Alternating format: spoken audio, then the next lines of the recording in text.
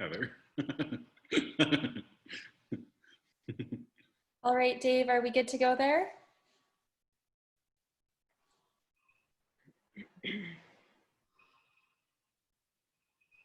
Just getting set up here. She's just dimming the lights so I don't get a suntan while we're here. Okay. How does that look on the other side of it? Okay. Good, we can see you.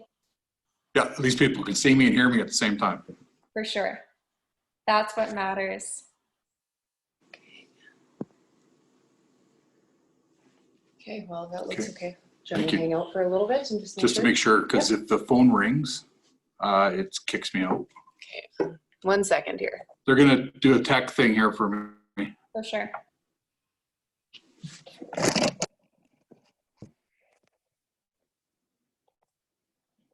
Okay, as we're getting ready to go, just one housekeeping item with our Zoom meeting here. If it's possible for all of those who are not participating in the panel, so all audience members, to turn your video off, that would be helpful for us as we are doing a recording. And we want to make sure that we're able to record the panelists as they're discussing today. So if it's possible for all audience members to turn off their video, that will be helpful for us in our recording.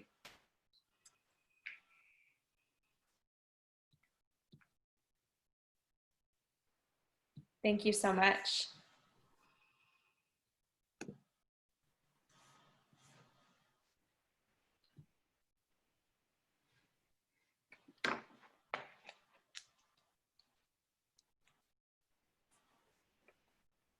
And Dave, can you just give us a thumbs up if we're ready to go? Perfect. All right. Well, welcome here, everyone. We're so happy you could join us. We're going to get started with Train Against Racism. Today, we're going to have a panel discussion about systemic racism. I would like to start and acknowledge that this event is taking place on Treaty 6 territory and the homeland of the Métis. My name is Carlie Russell, and I'll be your host for today's conversation. On behalf of the Race Against Racism Committee, welcome. This is an initiative that has come out of Race Against Racism, which is a partnership between the Saskatoon Police Service and the settlement organizations in Saskatoon. By settlement organizations, I mean Global Gathering Place, where I work as a program coordinator, as well as Saskatoon Open Door Society, Saskatchewan Intercultural Association, International Women of Saskatoon, and the Newcomer Information Center. I would like to thank as well Sask Culture and the Sask Lotteries Trust Fund for Sport, Culture, and Recreation for their support in funding this year's event. If you're not familiar with the Race Against Racism, it's a community race that has been bringing people together in Saskatoon for 10 years and continued to do so last weekend in a distanced way with our educational 5-kilometer walk or run. But as you know today, we're not racing. We're not able to gather in a park with our neighbors in a large group like we did last year. But we're still getting together today because it's an important time to keep talking, and we see the need in our community to have a discussion about systemic racism. So today we're not racing, but we are training. For those of you who participated in the race or are avid runners, you know that training takes commitment and intentionality, and anti-racism work is no different. So thank you for taking the time today, and we hope to apply that commitment and intentionality to anti-racism work. So today we're here to talk about systemic racism. We're grateful to have the panelists that we do have today to lead us in this discussion. So please join me in meeting our panelists. First, I'd like to introduce you to Dave Haye. Dave is a superintendent with the Saskatoon Police Service and is currently the officer in charge of operational support, which includes assignments such as the Cultural Unit, School Resource Unit, and Communications. He has experience throughout the service, having supervised officers working in investigations involving organized crime groups, illicit drug trafficking, patrol operations, and the Professional Standards Division. Dave grew up in Saskatoon and after high school went into the Canadian Armed Forces as a military police officer. In total, Dave has over 40 years of policing experience. In 2016, he obtained a Bachelor of Arts degree in Justice Studies from Royal Roads University in Victoria, British Columbia. Dave has been involved as a volunteer board member and with the Child Find Saskatchewan, the Duke of Edinburgh International Award Program, and currently volunteers on the Saskatchewan Parks and Recreation Association in the Recreation Section Review Committee. Thanks, Dave, for joining us. Second, I'd like to introduce you to Elizabeth or Liz Durett. Liz Durett is a certified life skills coach, group facilitator, and holds her professional designation as a chartered professional in human resources. With over 20 years of human resources and consulting experience, Liz brings a wealth of experience, training, and passion to the work she does in the areas of inclusion and diversity, intercultural competency, and Indigenous engagement. As a skilled and experienced facilitator, Liz creates engaging, thoughtful, and transformative sessions and conversations for organizations and leaders. Liz has presented and trained thousands of people across Saskatchewan and Canada. Liz joined the University of Saskatchewan Human Resources Division in April 2015 as the Inclusion and Diversity Consultant with a strategic focus on Indigenous engagement. Previously, Liz was a probation officer with the Department of Corrections and Public Safety before transitioning into post-secondary in 2005. On a more personal note, Liz is a proud Métis woman born and raised in Saskatoon and has 2 sons and a very sweet rescue dog. Thank you for being here, Liz. And next, I'd like to introduce you to Manuela Valle-Castro. Manuela is a Chilean feminist, anti-racist activist, and scholar of Mestiza background who has been a guest to Turtle Island since 2005 and to Treaty 6 since 2015. Manuela is a resident of the core neighborhood and is the coordinator of the Anti-Racism Network. She holds a PhD on race, gender, sexuality, and social justice from the University of British Columbia. As a guest on Treaty 6, she is working towards learning her responsibilities. Thank you for giving us your time today, Manuela. And lastly, I'd like to introduce you to Russell McAuley. Russell is a Two-Spirit Nehiyaw Métis from Cumberland House, Swampy Cree Nation in Treaty 5 territory. He holds a Bachelor of Arts in Sociology, which led him to frontline work in addiction services. As well, he holds a Bachelor of Education from the Indian Teacher Education Program, which led him to teaching high school. Currently, Russell is a Master's of Education candidate in Educational Foundations, where he focuses on anti-racist education, as well as the Equity Inclusion Coordinator for the Saskatchewan Intercultural Association. Thanks for being here, Russell. And another big thank you to all of our panelists for being here today. So to start the discussion today, I will pose some questions to start and then I will stop talking. We'll spend a maximum of 10 minutes on each question. Some questions will be directed to all panelists and some to specific panelists. To the audience, we do welcome your questions and thoughts today. So please use the chat feature in the meeting. Gabriella will be gathering your questions and responses, and we hope to be able to have a time for question and answer at the end. So to begin with our first question, we hope to hear from each panelist in about 2 minutes each. So realizing that many of us come from different backgrounds here today, whether we are white settlers, newcomers, or Indigenous, if we want to help combat racism, where do we start? Manuela, can you start us off in this discussion? Thank you, Carlie, and thank you everybody for the invitation, and it's an honor to be here. Thank you for the participants for showing up today to learn something about systemic racism. And for me, my journey as a guest in an Indigenous treaty territory has been a journey of understanding exactly what is my place and how do I fit in things like reconciliation, who are my, who I wanna be aligned with in all these processes.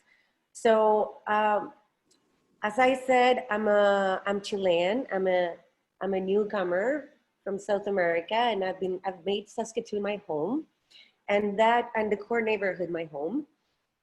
So that for me has meant first that as a newcomer, I have challenged myself to learn about the Indigenous history of the land where I live. And this is absolutely fundamental, that if you are a newcomer to this land, there's a huge responsibility that you should take over yourself and not expect Indigenous people to necessarily spend their time teaching you, but there's a lot of resources that we could share around. The National Film Board has many films. There's a lot of historical, accessible documents that you have to access to understand what is the history of this land and what's at stake with reconciliation and with anti-racism. So I would say for newcomers, start there, start with the understanding the history and also understanding how we fit if we come, especially as sort of like skilled immigrants, how we're sort of like benefiting from a system that is oppressing Indigenous people, and how we can actually build relationships of solidarity with Indigenous people. Yeah, thank you, Manuela.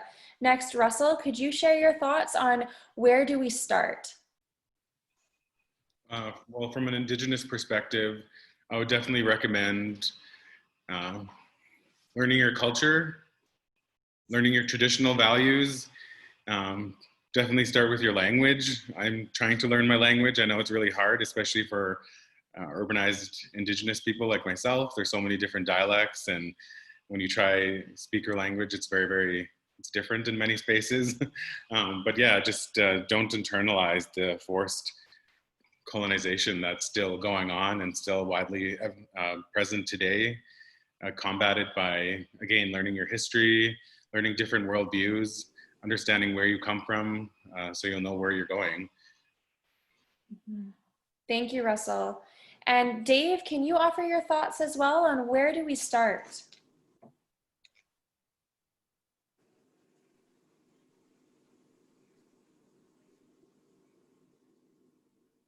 Dave, are you there? Yeah, I am. You can hear me now? Yeah. Yeah. My camera keeps locking up, so if it's me or somebody else, I'm not sure. But so let me begin starting to answer this question from a personal point of view, and what I do as an individual to combat racism and discrimination.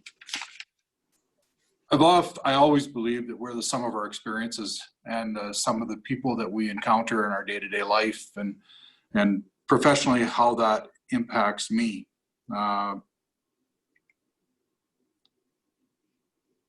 The challenge is realizing in my profession that the people I encounter are just a small microcosm of society. So you have to constantly do self-checking to make sure that you're not starting to develop beliefs or thoughts that really aren't healthy for me and not healthy for the people around me.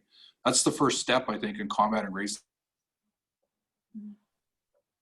is to be able to look internally at yourself and understand that how you express yourself and how you feel towards other people. So that to me is the first step. And then you can role model that, because it's important that as we in our community, first of all, policing our role model, can be role models in the community, can be positive role models in the community, but you have to make sure that that the what you're expressing and how you express it is acceptable to the community at large. You have to seek opportunities to make your organization inclusive. One of the worst things we can do to a coworker is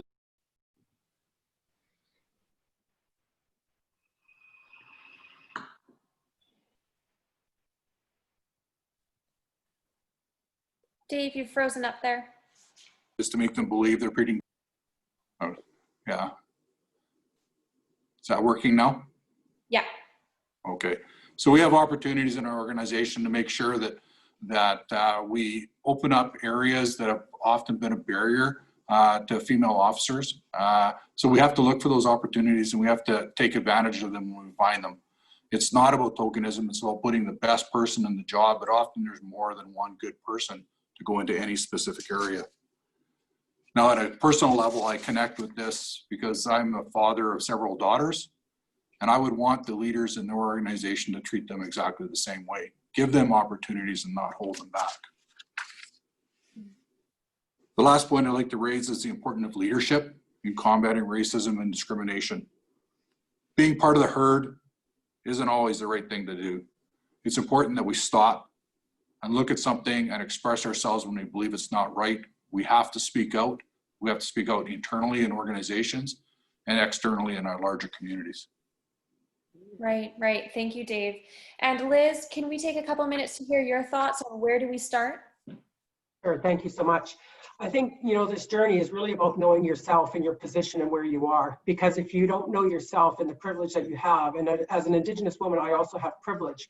And having privilege doesn't mean that you're immune to hardship. And a lot of people react to this language. And so I think we have to, it's like a drip effect.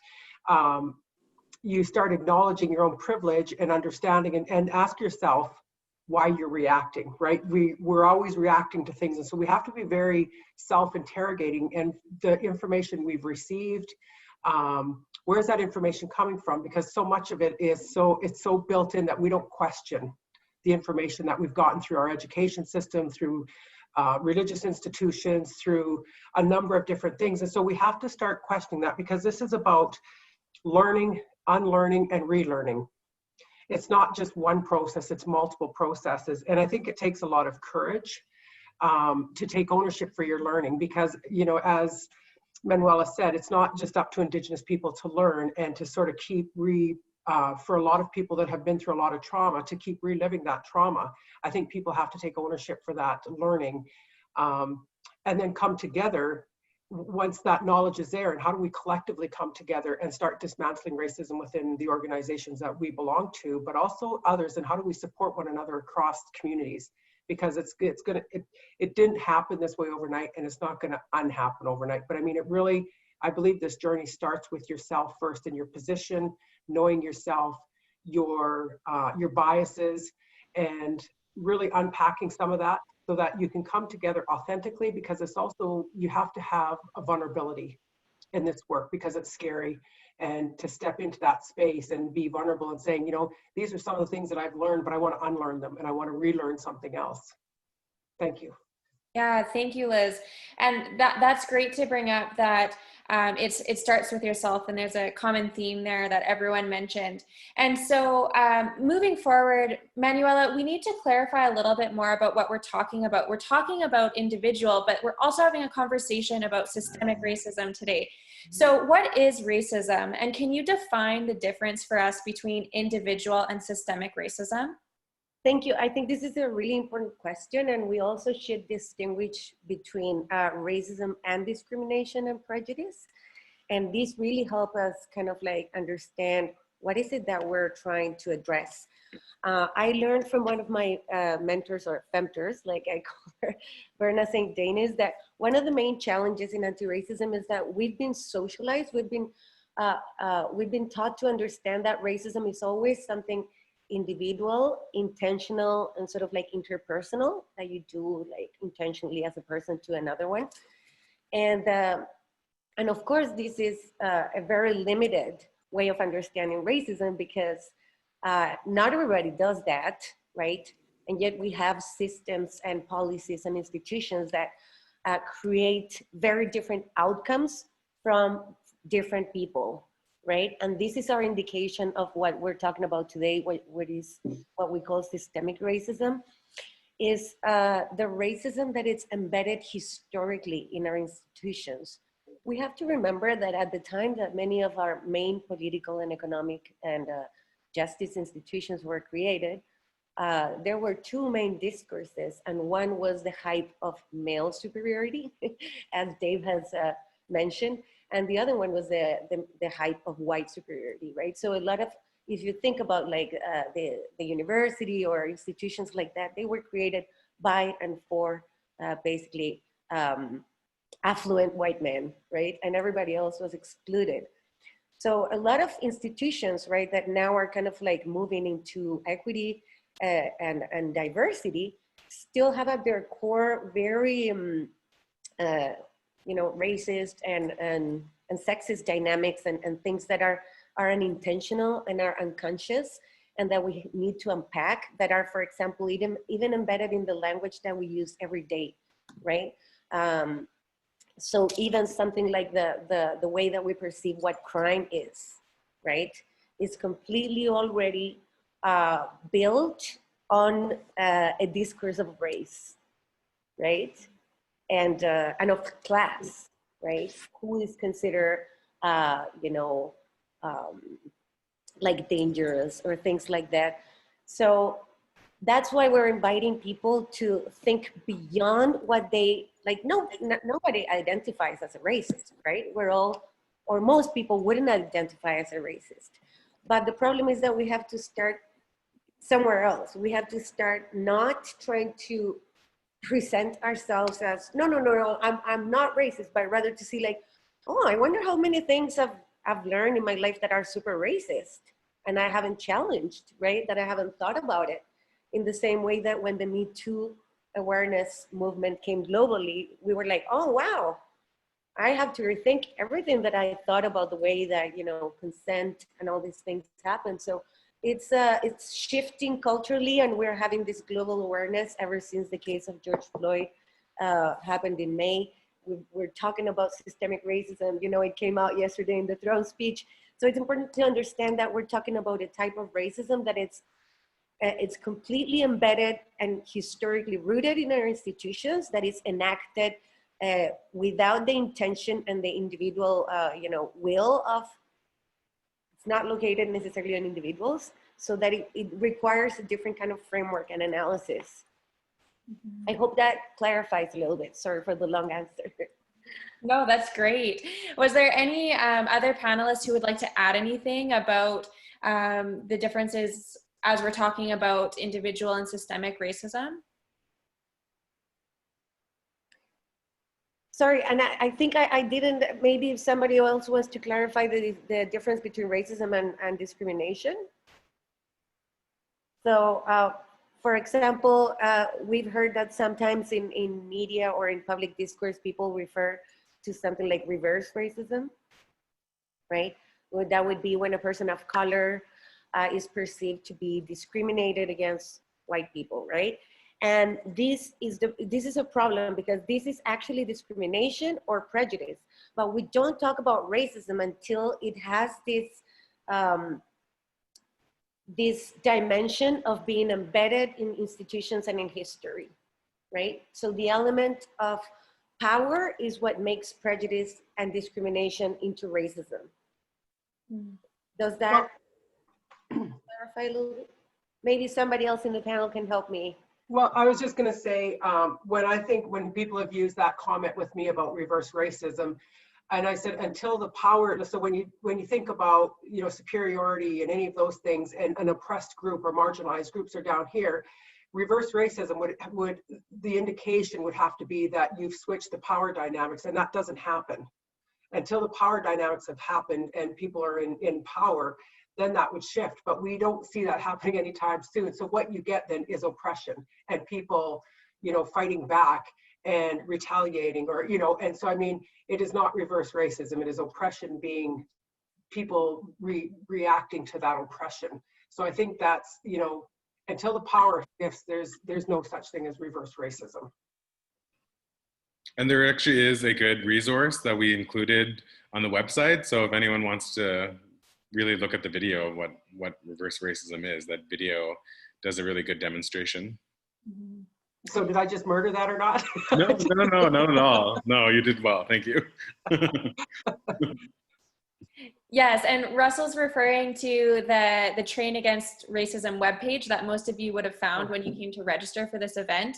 And exactly, there's a great resource on there about reverse racism. Is there any other thoughts before we move on to the next question?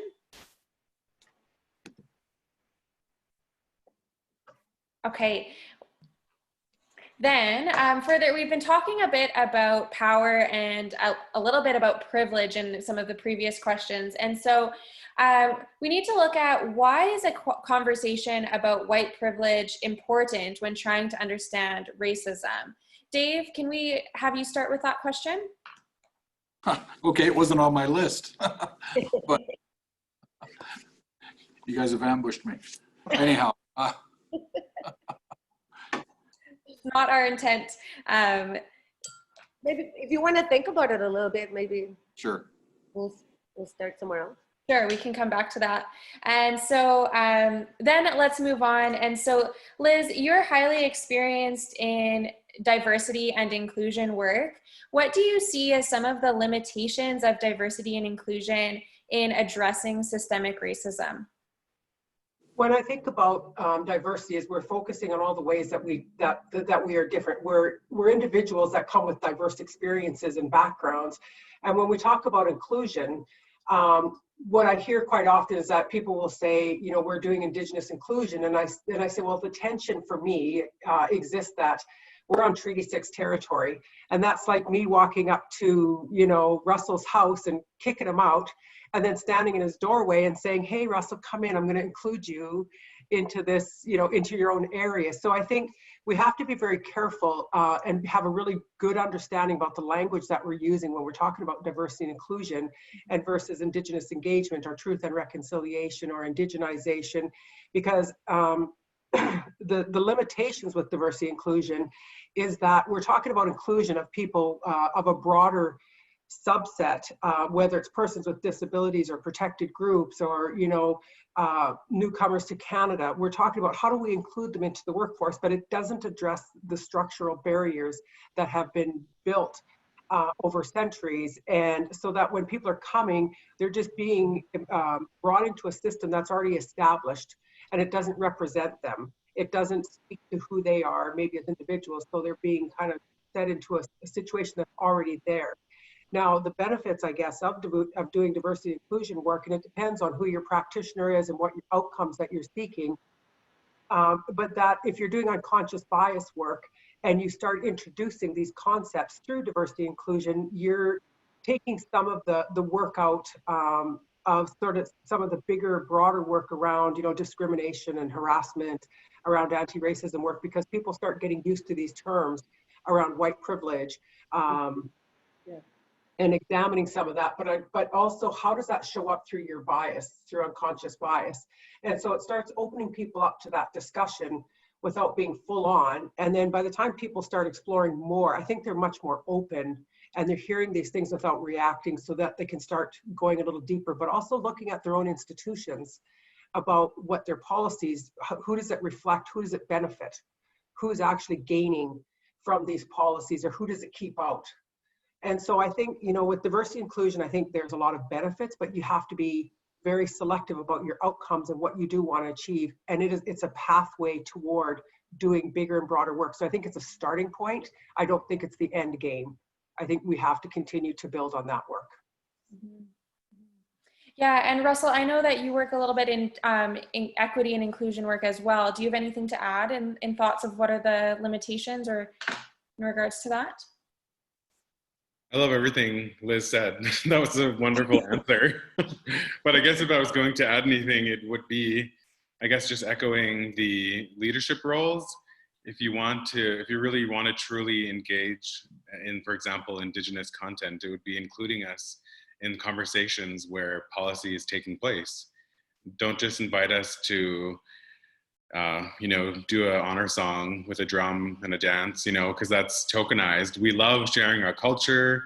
We love all these opportunities that we're given to come and present who we are as Indigenous people, but we also need to be at tables of leadership and policy making. So let's all keep that in mind, and not just Indigenous people.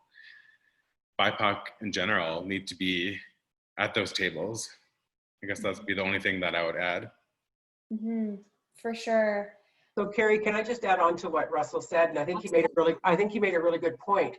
So when you start thinking about, so we talked about diversity and inclusion, but then you start thinking about what Russell talked about, you know, when you invite people in and you're learning other people's culture. Well, now we're heading into cultural competency work, which again is about bridging, how do we understand and value and appreciate each other's differences through cultural different things, like through food, fun, and fashion. I think about Folk Fest. It is safe and it's easy to see, but when you start going below the surface, so the strength of cultural competency work is you really start understanding each other's norms and values and how that operates in the workplace, and whether you're accommodating somebody who needs prayer, or you know, just understanding how do we bridge across cultural differences. And so then again, there's another space for that work, but again, it doesn't address, is how do we all play nice in the sand and work together, but it doesn't address, again, the systemic barriers within our institutions and the broader kind of community implications of that. I mean, there's a lot of work being done in different areas that again lead, I think all the roads all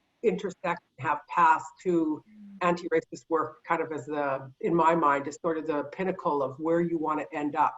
But there's multiple ways to get there, and it's just taking people on that journey and having all this understanding about differences. Because when we talk about privilege or whiteness, when you don't experience anything else, it's hard to understand and be empathic about somebody else's experience. Mm-hmm. Mm-hmm.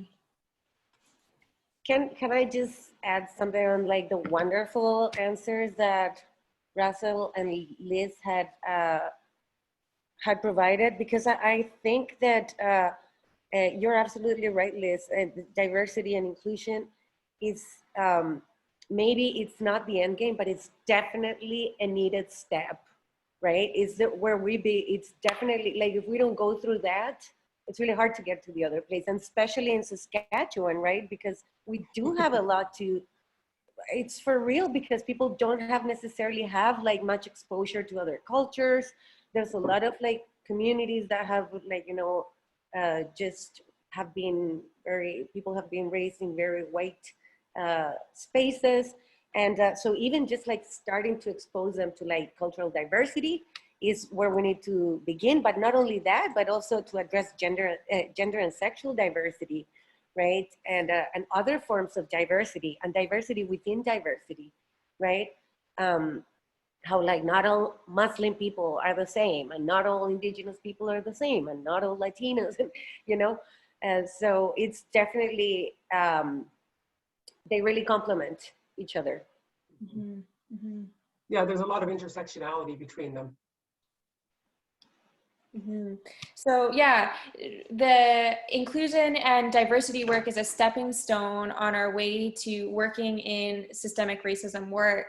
And so in terms of our conversation of systemic racism, let's discuss, what does anti-racist accountability look like in terms of racial equity from a justice perspective? And Dave, can you start us out on this question here? Sure, that's great. It's one of the ones I had. I don't normally start out quoting people, but when Justice Ruth Bader Ginsburg passed away, there's been a lot written about her and the things she says and her philosophy in life. And this one kind of caught me.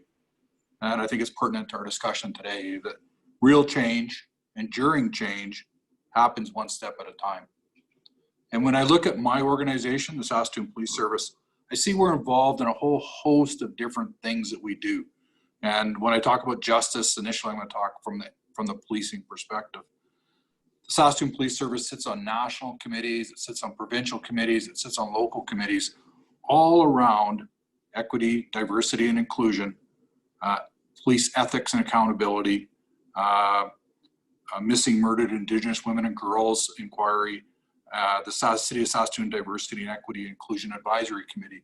So we're doing that kind of work, and there's small steps, but it's all about being at the table and actively in that discussion. At the local level, we're also partners with our SPACOT, our Saskatoon Police Advisory Committee on Diversity, Safe Community Action Alliance committees. The Chief of Police here has the Chief's Women's Advisory Circle and his Indigenous Elder Circle. We're actually, and it was interesting when Russell said, talking about involvement and community involvement with the Indigenous community. And we are embarking on a part of our strategic plan to develop an Indigenous community engagement strategy. And it's kind of held up by COVID and our response to COVID. We need and we want to have the Indigenous community present in a room, not so we can tell them what we're doing, and that's how some of these strategies are developed, but so they can tell us what they need as a community and get their input, and then what their expectations of us are, and help us devise our next steps with their input. And it's not about window dressing, it's about policy. It's about creating the business plan for 2022. It's about ensuring that what we're doing meets the community's needs. It's not about culture, although there's always a cultural component. It's about the business of moving along this path and making small steps and small changes. So the question that you asked me wants me to talk about the justice perspective. And so we're talking about the entire system. The police, the Saskatoon Police Service, the police in general, are really at the bottom of the pole when it comes to justice. We're the front end loaders, and we're where people access the system. And it's up to us to manage up, to influence from the bottom to the top, and we can do that. And we have an example here at SPS where we put into place a position that we call the Restorative Justice Coordinator. And how this fits into anti-racism or anti-discrimination is that we know, because we can prove it statistically, that Indigenous populations are overrepresented in our correction centers and our penitentiaries. So how do we intercede with that? And how do we find other paths than placing people who may already be marginalized into these institutions? So restorative justice is what we're looking at. It's a series of programs where we want to partner with community-based organizations who would deliver restorative justice programming that would satisfy the community and the large community's need, first of all, to feel safe, and second of all, that we right wrong, and that victims of crime or people who've been victimized otherwise know that their needs are also being met. And we think this is really important. It's a step. It's a first step for the police service, but it's also a step towards changing the entire system. Mm-hmm. We're not the first police organization in the country to do this. In fact, we may be behind the curve, but it's something that we can do locally that has a positive influence up the line. Mm-hmm. Thanks, Dave. And I'd like to open it up to the panel for responses or any other thoughts about racial equity from a justice perspective. Liz, did you have any thoughts? I guess I was thinking about the bigger conversation when Dave was speaking about, having Indigenous people in the room. And I think that's so important, but I also think having Indigenous people in leadership positions that where we're also at the table. We're not only at the table, but we're also leading some of these tables and we're leading some of these discussions, because I think that's even more important. Because what I see happening sometimes is a lot of committees get together and they're well-intentioned and they want to do the right thing, but the change makers aren't at the table, or the decision makers or the purse holders who can actually influence that change and make the change happen. Otherwise, you have all these people struggling to make things happen and make change, but then the wheels aren't moving. So I think it's important not only to have the decision makers there, but to have Indigenous leaders, and I'm certainly not saying that at the exclusion of other groups that have been marginalized, but I'm speaking in terms of our context in Treaty 6 territory and, the representation that's within our community. And I think that's what's important. But I think, again, if I'm talking from a broader sense, and when we look at leadership at any organization, it does have to be of individuals with very diverse backgrounds, and to even be more specific, with very diverse cultural backgrounds, because then the worldview gets much more expanded. and we can make better informed decisions versus just a homogenous group, or, you know, even groups that just come from Saskatoon. Like, I mean, we need that broader breadth and depth of experiences to help us come to better solutions. And we know that if we don't have that, we just get into this group think, and, you know, we don't, we're not challenged to do better or be better, come up with some solutions. And so when I think about justice, and I was in the system for 10 years, that it's just this revolving door and circle in and out of the jails. And I wrote reports, and I seen the women and the men who represented my community in those jails. And I just thought, we have to do better. Like, something has to change, and the community needs to be involved. So I'm really happy to hear that the police service is working with community so that that you can co-create some solutions, and that will be led by our community, because I think it's important that we have to say about how we want to be treated in the community. If I could just add the comment about organizations like ours having to be inclusive of the community. It's well known, Chief Cooper is Métis of ancestry. We work all the time to promote people into positions of authority who represent not only Indigenous people, but other ethnic backgrounds or gender and stumbling over a word here I can't find. But you know, it takes time and it's small steps, but you have to constantly move forward. You can't stop moving forward, and you have to keep pushing your organization to change. And that change comes from inside. And whatever we do, whatever we create, has to be enduring. It has to outlive Dave Haye. I would like to add also that just in case anyone was curious, I think a lot of our conversations on Treaty 6 revolve around Indigenous issues, if you want to use that terminology, but that's simply because of where we are. Anti-Indigenous racism is highly prevalent here in Saskatoon and Saskatchewan. But if we were in somewhere else in the world, we might talk about anti-racism from a different perspective. So if anyone in the audience was wondering why everything is directed towards Indigenous education, that's why, because the prevalence of Indigenous violence is just, it's outrageous here. Russell, you're absolutely right. If we're having this discussion in Toronto, we'd be talking about a different ethnicity. Yeah. And may I add something to what all the rest of these great panelists have articulated already? I really like the question because we really haven't talked about what equity means and why anti-racism.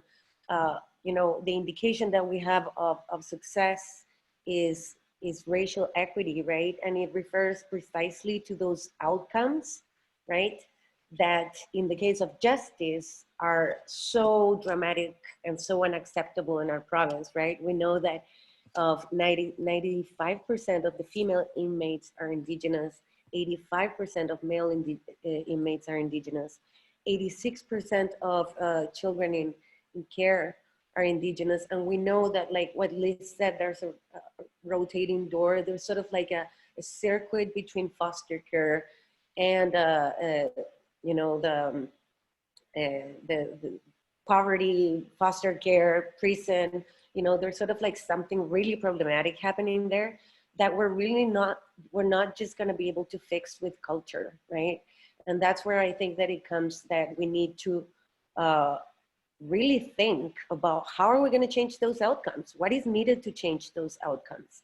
And instead of accountability, in terms of accountability, I think it's important to have relationships like it's been talked about now with the community, right? So that the community can keep you accountable. And in relation to justice, we do know that there's a lot of trauma in the community because of these justice issues, right? Particularly, there's a lot of trauma in Indigenous people in relation to, you know, in their relationship with the police and with child welfare and all their other systems, right? So, yeah, like the accountability piece has to come with relationships, and the aim has to be equity. We have to be pursuing in all these different, like whether it's via in Indigenous awareness, competence, and safety, or with equity and diversity, or with anti-racism, we have to be pursuing equity. Well, and Manuela, I think about, you know, people talk about equality versus equity, and I think that distinction too has to be made, because we're looking for equality of outcomes, which leads to equity. That's and right.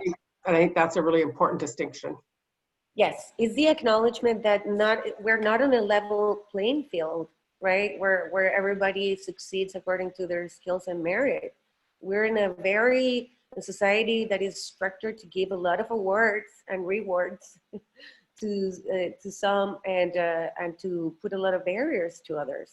So the only way to guarantee that we have, you know, that we're pursuing, we're enacting justice is by equity, right? By the outcomes, by the results. Right. And And so, sorry. I was just going to say what you said about re-engaging back with the community on outcomes and what we get to. It's really, so part of what policing is all about is reporting back to our board, but our board is one small body. We need to report back. So when we talk about creating this Indigenous community engagement strategy, part of that strategy is to report back to that same community on a regular basis. We haven't decided what it is yet, because people haven't told us yet how often they want to hear from us.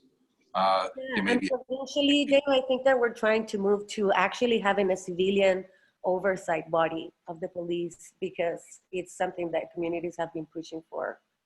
Yeah, so there's already a board that does that. Are you referring to the oversight when police use force? Yes. Yeah, absolutely. And we're on record of supporting that. Saskatchewan's come to that point where policing says, yeah, we need to have something like that. And it's up to provincial government to bring it into place. Even my kids were asking me, who do you call when the police are being bad?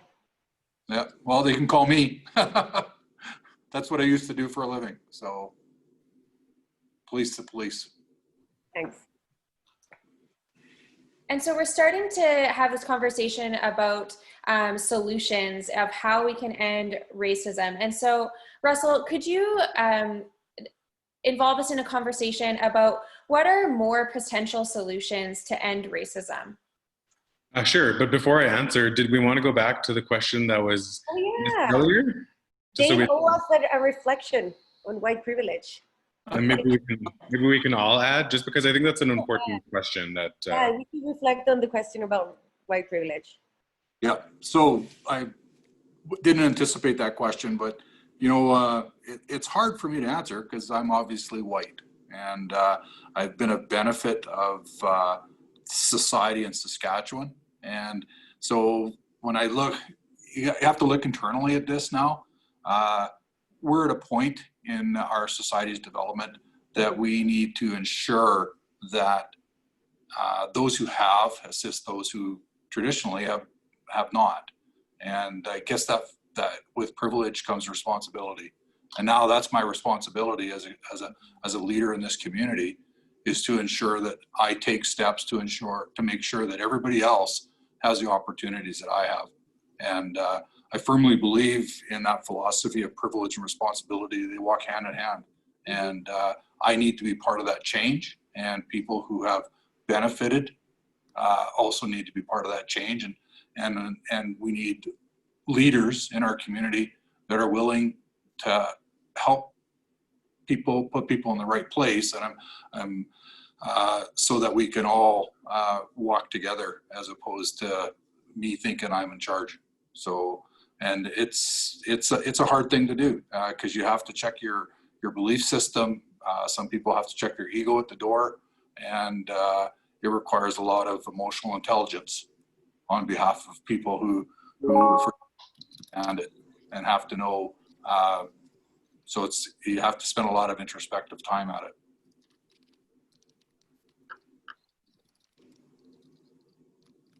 That's a great answer, Dave, and you didn't even prepare it. No. But I think could we comment on this one, or we go back to Rachel? Yep.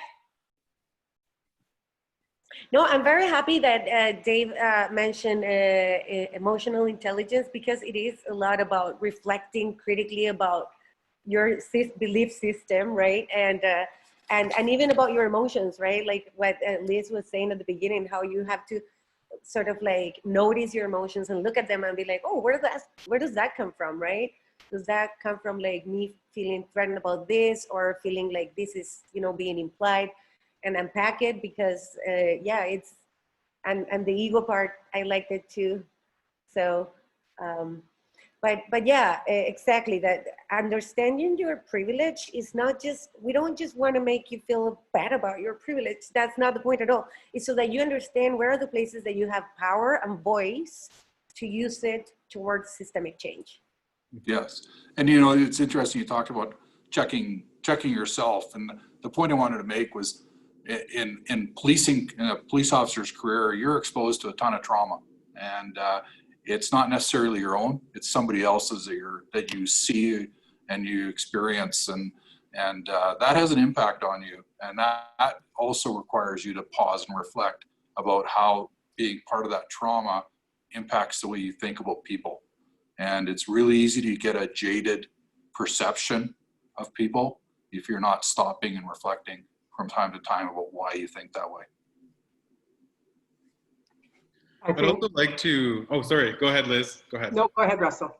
I just wanted to quickly say that in terms of recognizing white privilege or white fragility when doing anti-racism work, I'm sure we'll discuss this later, especially if you take our training that we're going to talk about later.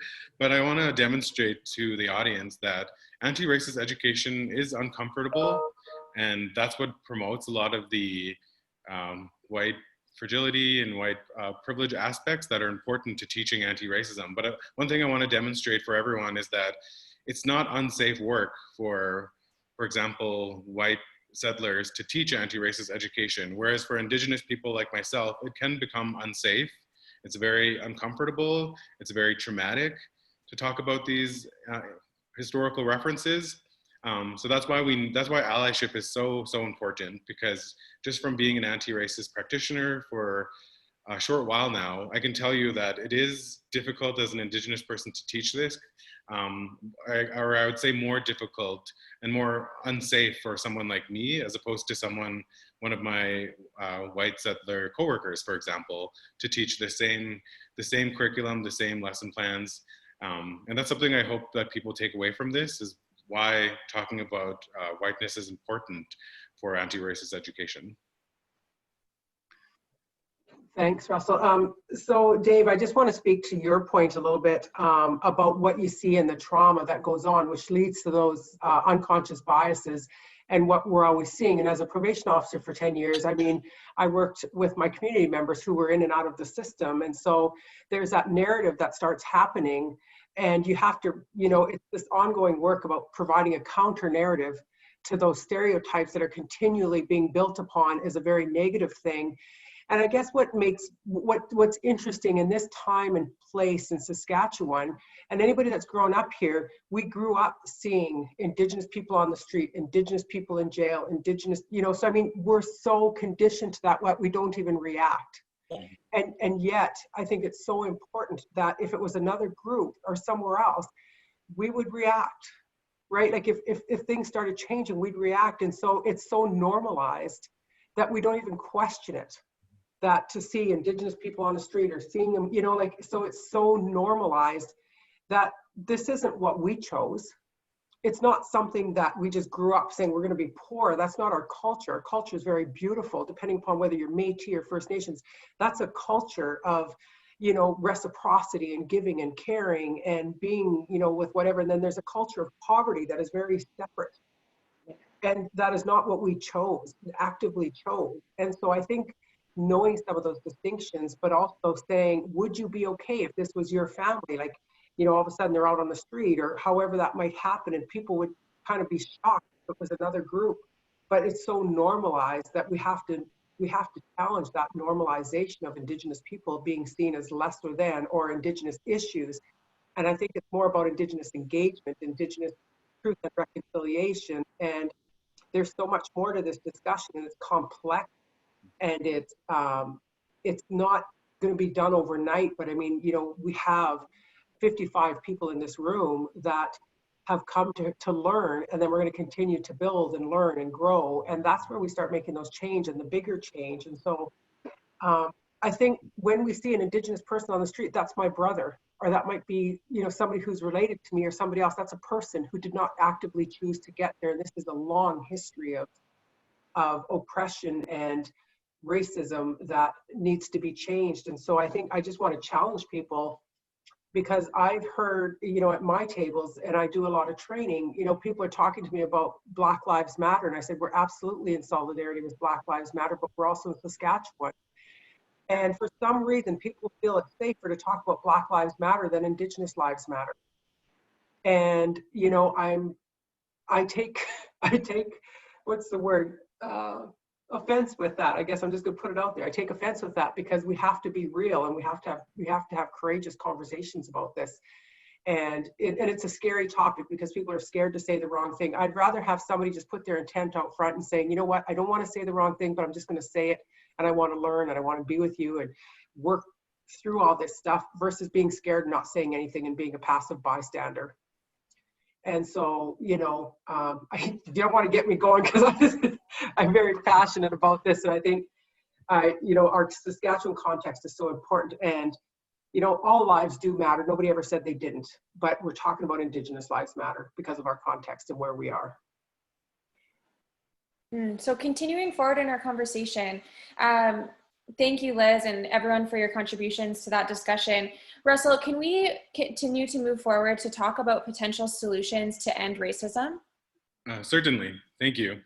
So for me, I would definitely say, I just want to point out, first of all, that multiculturalism events and anything related, those aren't bad. Those are wonderful events. I've learned so much about my newcomer brothers and sisters, and I wouldn't have been exposed to that if I didn't have multiculturalism events to go to. And I feel so privileged and honored to have been a part of so many different ceremonies. You know, I've participated in like Ramadan, for example, and attended Iftar. That was like, and so many other multicultural events that I can't even, like, there's so many to name. But the problem with multiculturalism is that it does not address racism at all. In fact, it sweeps it under the rug and continues this narrative that Canada is this multicultural democratic nation. And that is that's just a lie. And this is what we're teaching in high school. And as a high school teacher, I recognize that in our curriculum, and not just in education. This narrative persists in the healthcare system, in social services, and beyond. Our very economy is drenched in this idea. And anti-racist education is the way to address, is the solution to end racism. We need to learn about racism. We need to learn about systemic racism, capital racism, racism in general. We have to have these hard conversations. And I know they're uncomfortable. They're uncomfortable for me as a practitioner to have. But at the end of the day, people are dying as a result of racism. And we need to address that. And we have to stop being uncomfortable. And that is the solution, is to talk about it. Teach about it, learn about it, relearn, keep learning. And we have a really great program, actually, if that can help with this. If Manuela would like to help me. And oh, yes. Well, here at Saskatchewan Intercultural Association, we have a program called Culture Sync, in which we invite you to take one of our tracks, which can be Indigenous education, equity and diversity, or anti-racism.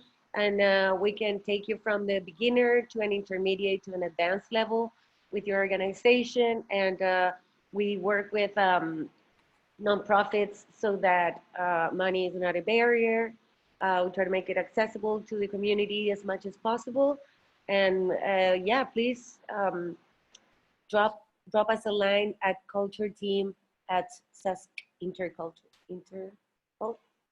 yes, that's intercultural.org. And we'll put the information on the Race Against Racism website,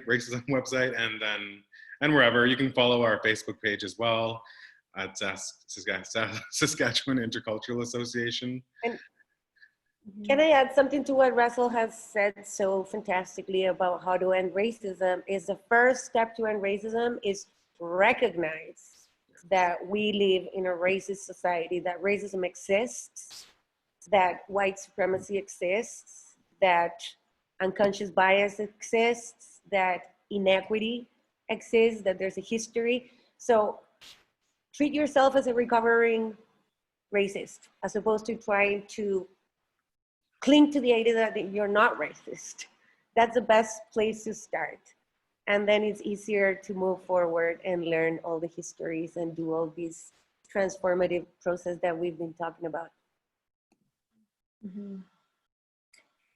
Mm-hmm. Were there any other panelists who wanted to offer any thoughts about solutions or for the ending racism?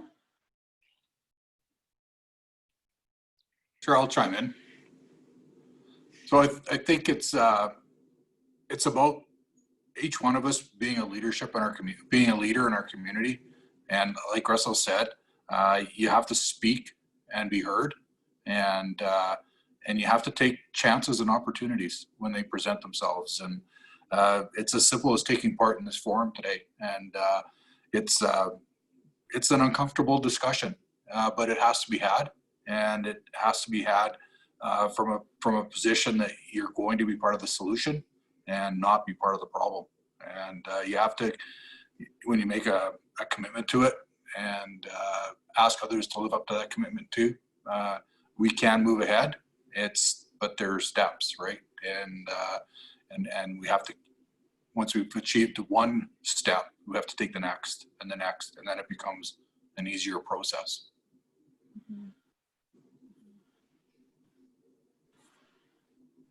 Great. And so we can move forward, unless there are any last thoughts, with some question and answers as well from any audience members. So if you had a question that you were wanting to pose, please make sure you send that into the chat, and we can propose those to the panelists here. So as you take a moment to possibly to think about a question to bring into the chat, are there any other, concrete actions that we can take away from today's discussion?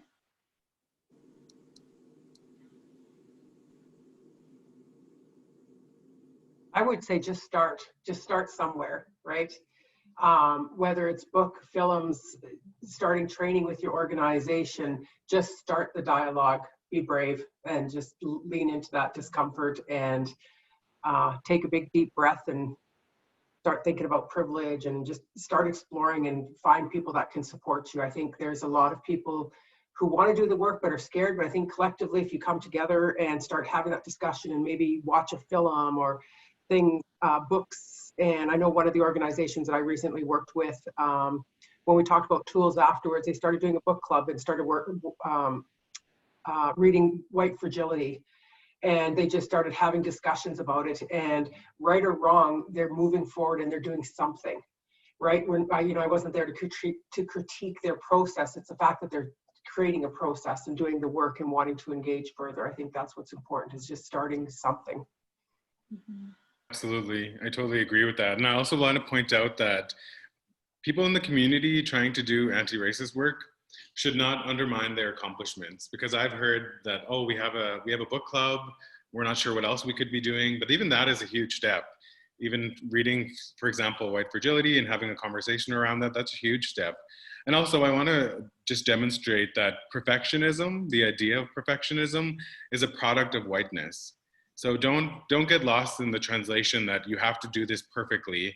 You're going to make mistakes, it's going to be uncomfortable, but as long as you start and you have those conversations, then you're already on the right path, as opposed to if you didn't do anything because you were scared to mess it up or say the wrong thing or do the wrong thing. That's the part that's challenging right now, and we need to get past that. We need to just be uncomfortable and recognize that if you're learning about racism from an educational opportunity like this, that you have privilege, and you should use that privilege, because some of us don't get to take that hat off at the end of the day.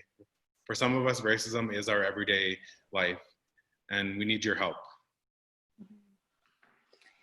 Well said, Russell. Yes, well said. And I was just gonna add, just never forget what's at stake, right? Remember that we're not trying to dismantle racism because it's offensive, but rather because people die in a weight room because they don't get attention, or people get shot, or, you know, it's really, what's at stake is everything. And I like what Liz said, like, would you consider what's happening to Indigenous people acceptable to your community?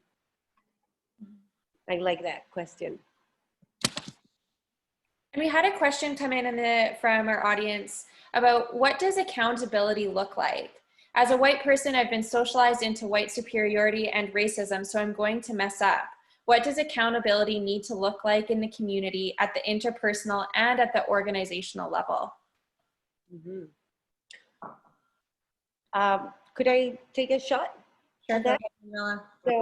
So for example, I think that all these great examples that Russell and Liz were giving about how you can engage with your own community, with your coworkers or your church club or your community association, whatever it is, right?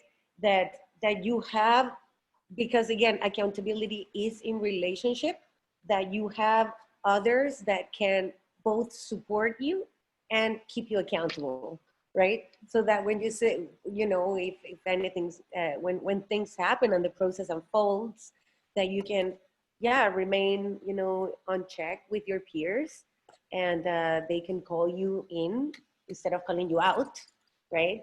And you can all sort of like unlearn together. And on an organizational level, or more in positions of power, what can accountability look like in that way to ensure that actual change occurs? I'll take a stab at that. So just organizationally, you have to know that you are accountable to especially in a public organization like mine, you have to know that you're accountable to the public. And so that is encompassed in making sure that you're reflective of the public, not only in the demographics of your organization, but in how you provide your services, and that you go back to the public and check in as to how they're viewing what you're doing. You may have heard one thing in a public consultation, thought you were doing it, and 6 months from now realized you made a mistake. So you have to go back, and we call it the mess up, fess up, fix up. You have to go back and put things back right. And if you don't, you're not being accountable to the public as a public organization. And on a personal level, I think we have to understand we're all at a different stage in our development about anti-racism and our behaviors. And I think it's really important that in that stage, you have to recognize that everybody's in a different place in their journey. And you just have to maybe cut some people some slack, or reach down and help them up. And we call them in, I think was the phrase that was used, instead of call them out, and just give people a helping hand. Also, in terms of accountability, look at who your demographics are. If a large, for example, here in Saskatoon, with the many community organizations that I work with, if your demographic or participants, your students, your clients is predominantly Indigenous, and it's that community that's being most marginalized and needs to be addressed, you should probably hire more Indigenous people to be within your organization at all levels of position, starting like from board members to administrative, to, you know, like all facets that are within your organization. Try focus on their perspective, because if Indigenous people, for example, are what you need to address, allow Indigenous people to address those issues. You know, it's the same thing as a university student myself. I don't know how often I was taught about my own culture, my own Indigenous history by white people. Like, you could see how problematic that is. It's not that I didn't learn a lot. It just was more meaningful when I had Indigenous people teaching me Indigenous content. That's all I mean by that. Mm-hmm. I also think there has to be some metrics in place, you know, so that you know that you're making progress, because so much of this work that I find, and I've been doing this work for years, and my frustration has always been, do I know if I'm making a difference? How do I know I'm making a difference? You know, I mean, I can have a lot of conversations, but when you start thinking about metrics, whether it's through engagement, do people feel valued in the workplace? Do our numbers reflect, you know, Indigenous people being involved in the workplace? Has it went up? Has it went down? How many are leaving? I mean, there's metrics that can be involved too. And I mean, through Dave was saying through his work, well, they can tell, or, you know, we can see through the jails, like Manuela was able to say, well, there's 95% women and 85% men, and so the metrics and the numbers are there, and that's an indicator to us. How do we start bringing some of those numbers down? And when you look at poverty, the rates of poverty and the rates of clean drinking water, like all of those things are not normal. And nor should they be for our community, that we don't have clean drinking water in certain communities, and there's still on boil water advisories, like those things. So some metrics of some sort to sort of measure yourself against, that you're making progress. Awesome point, Liz. Thank you for bringing that up. Yes, thank you, everyone. We've had a couple of other questions come in, so I'm going to continue moving forward. Another person in the audience has mentioned, I believe so strongly that Indigenous, Black, and people of color have so much in common in their histories, and that there truly is strength in numbers. Without minimizing anyone's experience, how do we work together towards a common goal and speak truth together to power? Wow, what a great question. Mm. About solidarity, about solidarities. And I like your question, because as a bilingual person who's always looking at the South and what's going on in South America, where half of my heart lives, I'm always frustrated to see that we have so many commonalities in our struggles, right? That Indigenous people in my country are facing, logging companies, they're facing militarized repression, and there's a lot of things that just we were just able to communicate. We would realize that we have a lot of common oppressions, right? So I love your question, and I wish I could tell you exactly how to do that. But I think that as a newcomer here, my main goal is to tell other newcomers that to be here doesn't mean that you have to be silent or assimilate into the mainstream, right? Or align with kind of like the dominant group. You can still be, you can bring your histories, your political self, and be active and create something new here. But as long as you realize that you're in Indigenous land and that you have to be in solidarity with Indigenous sovereignty at the end of the day. Because reconciliation at the end of the day, it really has to do with issues of sovereignty. And by saying this as a non-Indigenous person here. So as a newcomer, that's what I believe that solidarity needs to look like. And when I talk in classrooms here with people that come from India, for example, the first question I ask them is, it's like, how is it that historically Canadians and people from India, why do you all speak English? How did that happen? Right? And then like, oh yeah, British colonialism, we share that. Wow, how did it play out differently in both places? Right? And then kind of like you can start a conversation about that. Mm-hmm. Yeah, I love that, Manuela. I think the other thing too is co-creating a shared vision of what do we want this to look like? Like, how do we come together and not only look at our commonalities, but what's our intent? How do we put our intent out forward so that we can co-create what we want our community to look like? And, I think when we come together with shared mutual understanding and unconditional positive regard for one another, that we will go so much further. And to move on to another question coming in from the audience, we've been using the term end racism as opposed to address racism. This seems very aspirational. Is there a particular reason that we've been using this phrasing?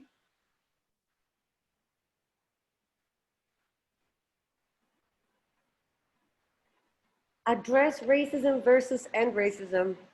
Well, address. We already know how to identify and measure racism, but now we're in a time where we're solution focused. That's why we use end racism, because we know the solution. The solution is anti-racism. Mm-hmm. Thank you, Russell. All right, so perhaps we'll give one more minute to have any last questions come into the chat. But I know there was one question that came in of what was that program that Russell and Manuela were talking about again? And so that program was called Culture Sync, and we'll make sure to link that to the webpage, and so that you can find that easily after today's webinar. So we'll make sure to do that. I don't believe it's on our website right now, so just give us a bit of time to link that there if you're wanting to find out more information. And so to end today, I just want to again thank our panelists for providing us with such an interesting discussion and taking the time to share your thoughts with us. And I have learned so much through today's discussion, and it's been a really great starting point. We've talked a little bit about how it's important just to start. And so thank you for giving us that starting point today. And we hope that we can continue these conversations and continue in this work. And so just a couple of closing items. We will be sending out a follow-up survey to you because we would like to hear your thoughts. That's helpful for us to know your thoughts about today's session, and if you had any further questions. If you have further questions, you can submit them through that follow-up survey, or perhaps contact Russell directly. And so Russell has given us his email here, but I don't know if there's a way for us to send it out. Do you want us to send it out, Russell? Sure. Sure, so I'll just send out Russell's message if I can here to everyone or his email to everyone in the chat here. And so if there are further questions that you would like to discuss, you can contact him with any further questions. And please do take a moment to respond to the follow-up survey when you receive it later on. So thank you so much for your time, everyone. We really appreciate it. Thank you to the panelists, and have a great rest of your Friday. Bye, everyone. Thanks for coming. Thank you. Everybody.